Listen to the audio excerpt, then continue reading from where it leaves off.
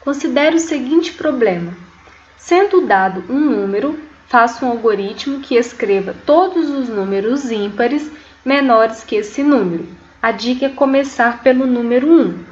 O problema proposto nesse enunciado é que deverá ser solicitado ao usuário um número. O algoritmo deverá fazer uma contagem de 1 até o valor informado, e a cada número contado identificar se o mesmo é ímpar. Se for, deve ser mostrado seu valor ao usuário. Então, vamos resolver esse problema no visual. Eu vou chamar esse algoritmo de números ímpares, certo? A função deste algoritmo é o seguinte: sendo dado um número, faça um algoritmo que escreva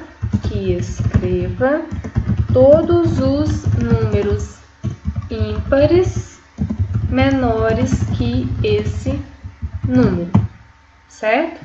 Autor Araceli. Eu vou precisar, nesse caso, de duas variáveis. Primeiro, a variável i, que é a variável que vai contar quantas vezes o laço está se repetindo. A segunda variável, a variável número, que vai guardar um número de vezes que determinados comandos eles devem ser repetidos, certo? Todas essas duas variáveis elas serão de que tipo? Do tipo inteiro. Tá? Primeira coisa no meu algoritmo, eu vou ter que pedir para o usuário digitar um número. Então, digite um número. O número que esse usuário digitar ele vai ficar salvo dentro da variável número. Então, leia número, certo? Depois que o usuário digitou um determinado valor, eu vou ter que criar um laço de repetição que começa de 1 e vai variar até o valor armazenado nesse número. Se o usuário digitou 5, então o laço vai se repetir 5 vezes, né? De 1 até 5.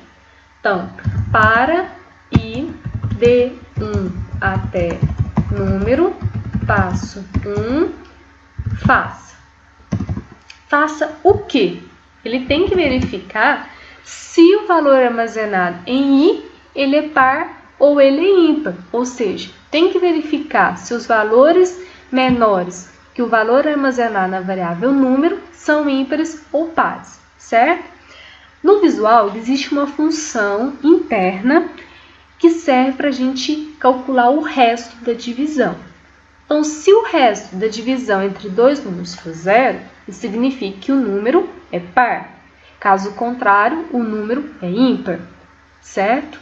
Então, como que a gente calcula o resto da divisão entre dois números?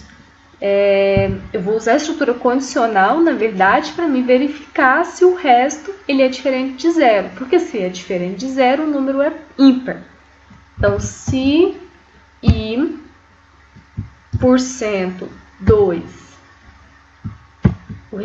se o resultado de i por cento 2, que é o resto da divisão, ele for diferente de zero, isso significa o quê? Que o número que eu estou analisando, que é o valor armazenado em i, ele é ímpar. Então, o que eu tenho que fazer? Então, escreva o quê? I é ímpar. Caso contrário, ou seja, se i resto da divisão por 2 for diferente, for igual a zero, por exemplo, então o que deve ser escrito? Senão, escreva o que? I é par.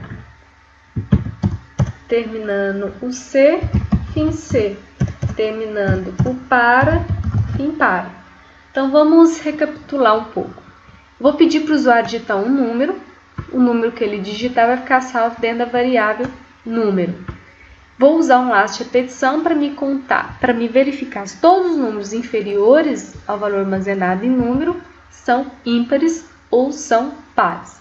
Então, para i de 1 até número, passo 1, faça.